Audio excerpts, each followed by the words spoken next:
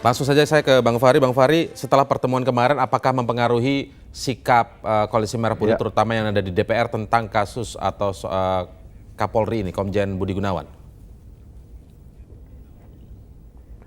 Pertama saya ingin menegaskan bahwa di negara kita ini nama permainannya itu, name of the game-nya itu adalah presidensialisme, di mana kewenangan yang sangat besar itu di tangan presiden.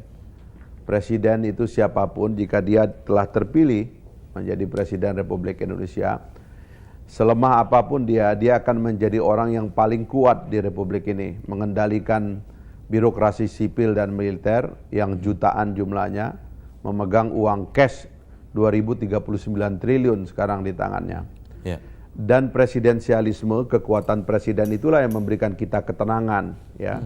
Justru kami karena menghormati presidensialisme itulah, ketika presiden sudah memutuskan satu keputusan, di dalam kamar eksekutif tidak boleh ada perbedaan pendapat, sebab itu bisa mengganggu wibawa daripada presidensialisme. Kalau kita terus-menerus merongrong wibawa presiden, lama-lama semua kita ini jadi rusak, ya. Nah, ini yang kita hormati. Karena itu waktu di DPR datang surat presiden meminta agar ada pelantikan, meminta agar ada fit and proper test, dan di bawah kalimatnya presiden mengatakan mohon dilakukan dengan segera, maka Dewan pun meresponnya dengan memproses itu dengan segera. Gitu. Dan itu adalah mekanisme yang independen di dalam kamar-kamar cabang pemerintahan. Jadi Pak Prabowo juga waktu pertemuan kemarin menegaskan itu kepada Bapak Presiden, ya, bahwa Bapak adalah Presiden Republik Indonesia, didukung rakyat, dan dalam sistem presidensialisme presiden memiliki banyak sekali hak prerogatif. Yang mohon kita itu jangan terlalu banyak merusak prerogatif presiden itu dengan opini-opini, desas-desus, ya kan, omongan-omongan yang tidak benar, yang keluar dari penghormatan kita kepada sistem. Jadi saya kira inilah yang kita yang menjadi pendirian daripada KMP.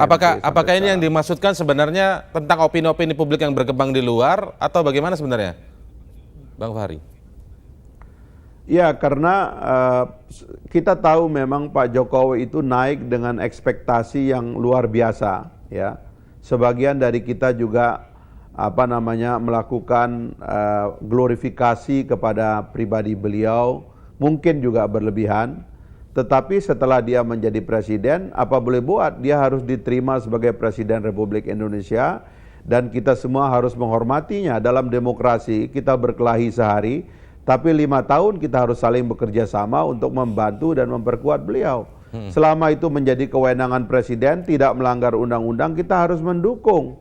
Jangan kita merongrong dengan hal-hal lain yang akan menyebabkan hancurnya wibawa presiden kita, gitu. Nah, ini yang kita tegaskan di KMP juga, ini ditegaskan begitu.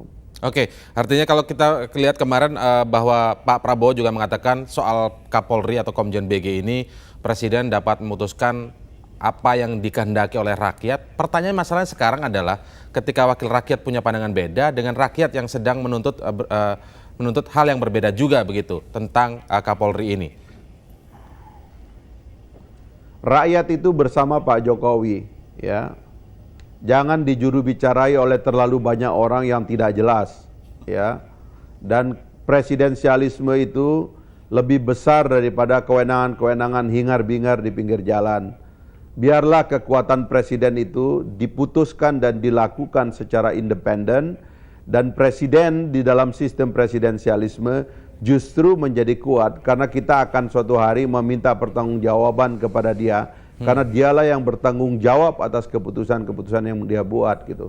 Jangan terlalu banyak kita ini meragukan, ya, mengganggu dan sebagainya. Apalagi kalau ada tindakan-tindakan yang disertir di dalam presidensialisme, mentorpedo keputusan presiden dan sebagainya. Jangan itu kita lakukan. Harus dihormati presiden, dalam kamar eksekutif dia penguasanya. Jangan terlalu banyak pemain-pemain di pinggir jalan yang mengganggu permainan presiden, begitu. Bagaimana, Yang Pak? boleh mengganggu presiden itu sebetulnya cuma DPR, itu pun ada mekanismenya. Oke, baik. Saya ke Prof. Karim, bagaimana melihat penjelasan dari... Ya, menarik ya. Sebenarnya kalau saya bingkai dari sisi wacana dari awal, sebenarnya kan wacana yang bertarung itu 3. Pertama, asas praduga tak bersalah yang pertama. Kemudian ada wacana hak prerogatif presiden. Kemudian ada wacana tradisi ketatanegaraan. Barusan Bang Fahri itu dengan menyebut-nyebut presidensialisme sebenarnya ingin katakan bahwa presiden punya hak prerogatif apapun, termasuk untuk melawan keputusan DPR meskipun itu tradisi ketatanegaraan. Tetapi jangan lupa rakyat pun punya hak prerogatif menurut saya. Hak prerogatif untuk mengeluh, hak prerogatif untuk kecewa, dan hak prerogatif untuk marah. Meskipun semuanya ada prosedurnya juga. Tetapi kalau saya memaknai pertemuan ini ada 2 menurut saya. Pertama, pesan kabar gembiranya adalah bahwa kasus ini, kejadian hingar-bingar belakangan ini telah menyatukan kekuatan-kekuatan dan itu bisa menjadi starting point, pintu masuk yang bagus. Pintu masuk yang bagus ya? Ya, karena kita untuk jalannya pemerintahan ini ya? Betul, untuk jalannya pemerintahan, untuk jalannya pembahasan agenda-agenda besar yang disebut Bang Fahri tadi ada 10 minimal. Nah, tetapi pesan kurang bagusnya adalah menurut saya ini jangan terlalu lama digoreng, jangan terlalu lama digadang-gadang gitu. Soal apa, Kapolri Soal Kapolri ini, karena meskipun terus ditanyakan kepada orang, jawabannya akan tetap terbelah gitu. Karena ini yang maksudnya Anda tunjukkan kepada Presiden ini? Ya, karena apa? Karena pertanyaannya kan sederhana dan jawabannya kan sederhana. Pertanyaan kan gini, lantik jangan kan gitu.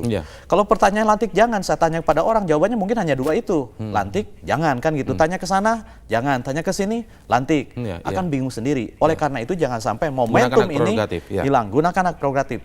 Dan itu akan memperkokoh Jokowi gitu menurut saya. Kalau dia mengambil keputusan dengan segera dan tepat, jadi pertanyaannya sederhana saja. Respon dengan cepat dalam takaran yang pas gitu. Oke, baik. Kalau kita mau sebutkan yang Anda garis bawahi salah satunya adalah ini adalah starting point, pintu masuk yang bagus untuk jalannya pemerintahan ke depan, termasuk di parlemen tidak ada kegaduhan, terutama membahas agenda-agenda besar. Betul. Apakah seperti itu ataukah hanya dalam konteks ini? Kita akan tanyakan ke Koalisi Merah Putih. Tetaplah bersama kami di Prime Time News.